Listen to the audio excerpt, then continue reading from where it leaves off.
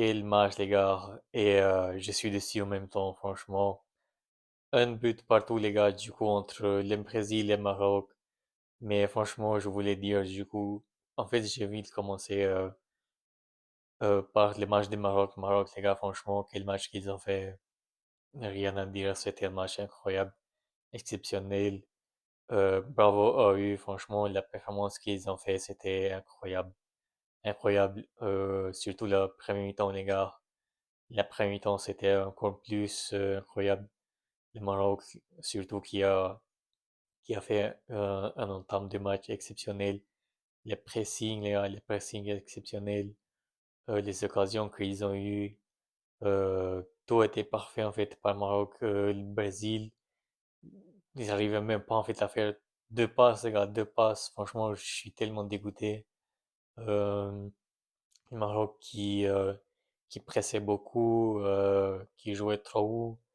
Ils ont beaucoup essayé, beaucoup tenté, jusqu'à ils ont trouvé du coup ce but. Franchement, Brahim Diaz, quelle passe, les gars, magnifique. La passe décisive sur l'attaquant de Maroc, mais je sais plus comment il s'appelle, je crois Sabri, quelque chose comme ça. Je sais plus, j'ai oublié, mais le but aussi exceptionnel, avec le lob comme ça, incroyable. Le Maroc, les gars, franchement, les matchs qu'ils ont fait, mais je me suis dit, c'est quoi cette dinguerie en fait? Je connaissais plus les Brésil parce que ils ont mis tellement en difficulté en fait les Brésil sur ce match-là. Franchement, on s'est régalé d'un côté, mais après d'un côté, voilà, vu que je suis supporter de Brésil, donc c'est normal que là je suis un peu dessus parce que je m'attendais quand même à la victoire du Brésil et puis je m'attendais pas et je pense tout le monde ne s'attendait pas à un match nul. Je pense que tout le monde en voulait que l'une des équipes gagne, quoi, après moi, le Brésil, et après les Marocains, les Maroc, donc c'est normal. Mais franchement, les gars, bravo Maroc, c'était incroyable le match qu'ils ont fait. Et maintenant, pour parler un peu de Brésil plutôt. Brésil, les gars, comme j'ai dit, Brésil, tellement déçu, tellement, je suis tellement dégoûté en fait.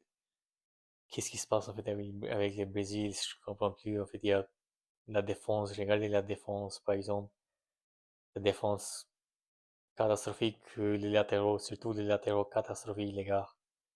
Les latéraux, je sais pas, il y avait un joueur qui Bagnez avec l'autre là, l'un des deux. Je connais même pas en fait. Je connais même pas ou je sais même pas où il a trouvé en fait Ancelotti ces deux joueurs-là. Je sais même pas où ils jouent déjà. Euh, Mais l'un des ces deux latéraux, du coup, il a totalement pris de l'eau aujourd'hui. Il a pris, c'est lui, je pense, qui a pris aussi le carton jaune et à la deuxième mi-temps, il a été remplacé par Danilo. Euh, les latéraux, les gars, franchement, c'est tellement inquiétant. Tu peux pas aller en fait loin en Coupe du Monde avec des latéraux comme ça. Je suis désolé, mais là, s'il y a des Brésiliens, les gars, si on continue comme ça va pas le faire en fait. Je sais même pas si on va arriver à aller jusqu'en demi-finale peut-être. Je sais même pas, en vrai, ça va être tellement difficile. Là, je le sens très mal. En plus, quand on voit les milieux de terrain là aussi, totalement catastrophique. L'après mi-temps, Casemiro, nul les gars, je suis désolé, nul. Paqueta, il a essayé quelque chose comme ça, genre des petits trucs, des petits mouvements, mais quand même, enfin, il a tiré une fois aussi, mais bon, c'était pas ouf quand même. Après, avec qui d'autre? Guimaraes, les gars, c'est l'un des meilleurs, par exemple, euh, les milieux de terrain, du coup, au Brésil, qui joue à Newcastle, et même lui, il a été totalement disparu sur ce match, surtout l'après-mi-temps. Euh, Totalement décevant, du coup, les milieux de terrain, ce qui manque, en fait, au milieu de terrain du Brésil. C'est un joueur qui est créatif, les gars. Je suis désolé, mais là, il n'y a pas de joueur créatif. C'est tous des joueurs qui peuvent, comme dire, casser, en fait, les actions de l'adversaire. C'est des joueurs qui détruisent des actions, mais c'est pas des joueurs créatifs. On n'a pas en fait, il n'y a pas de joueurs créatifs au milieu de terrain. Du coup, c'est compliqué, franchement. Je suis, euh, je sais pas si on va si on va aller loin avec cette défense et cette milieu de terrain. Après, Gabriel, Marquinhos, ça va, ils ont fait quand même un bon match solide, mais les latéraux, si t'as pas aussi les latéraux, même les défenseurs centrales, ils peuvent pas faire grand-chose en même temps après. Donc, totalement décevant cette première mi-temps. L'attaque après l'attaque. Mais c'est qui ce joueur en fait en neuf là, Igor Thiago, comment il s'appelle? C'est qui ce joueur en fait? Mais où est-ce qu'il a trouvé en fait Ancelotti? Je comprends pas. Comment tu peux mettre ce joueur devant Cunha, avant Hendrik? Mais tu vas où quoi faire? Ancelotti, tu vas où comme ça en fait? Je comprends pas. C'était quoi en fait ton but avec ce joueur-là? C'est incroyable. En fait, il a rien fait.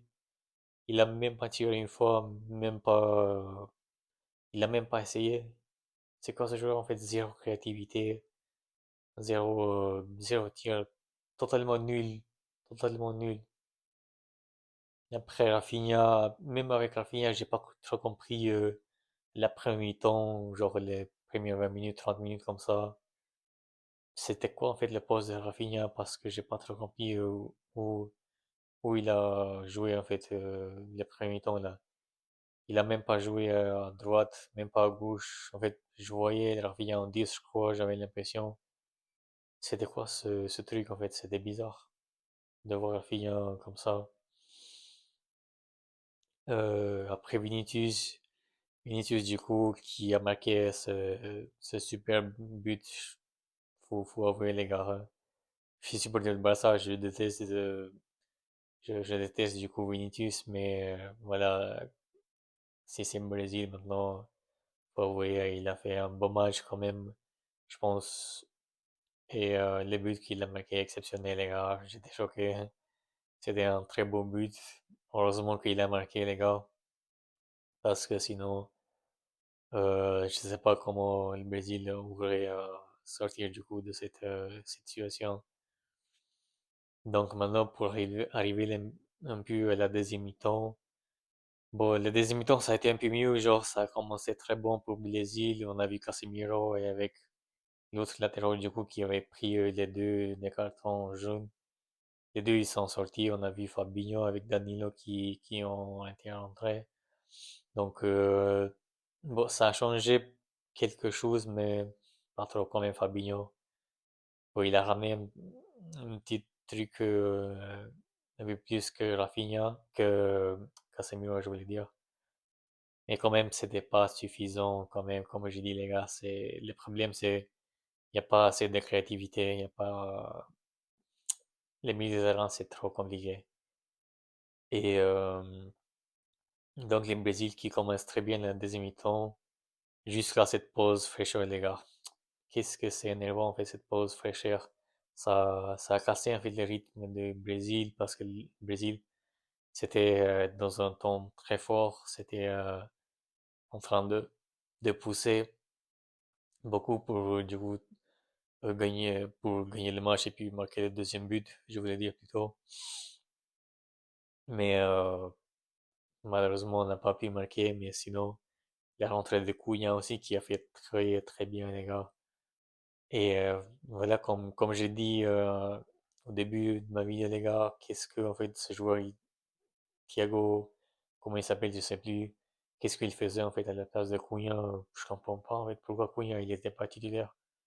Cunha qui a fait plutôt une bonne saison en fait avec Manchester United, c'est un joueur qui est créatif, c'est un joueur qui fait des très bons passes, les gars. Pour ceux qui se souviennent là, il a fait un très bon passe pour Vinicius, après Vinicius qui fait la passe sur Rafinha qui frappe à paix, mais malheureusement, il a pas réussi à marquer. Mais Cunha, il a fait 10 fois plus que ce joueur, les gars. Je suis désolé, mais je vais plus voir en fait ce joueur en fait le prochain match. Je suis désolé. Moi, soit en fait soit Cunha, soit Hendrick, les gars, je suis désolé, mais ce joueur-là, même Hendrick, il aurait pu faire un peu plus que ce joueur, je pense. Donc, totalement déçu par ce joueur. Et par Ancelotti aussi, du coup, je voulais dire. Ancelotti, il n'a pas fait les bons choix.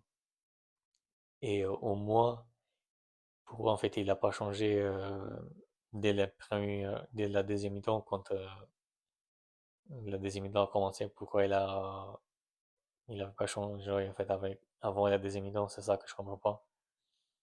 Je suis désolé, mais là, je suis désolé les gars, mais là, Ancelotti, il m'a tellement déçu.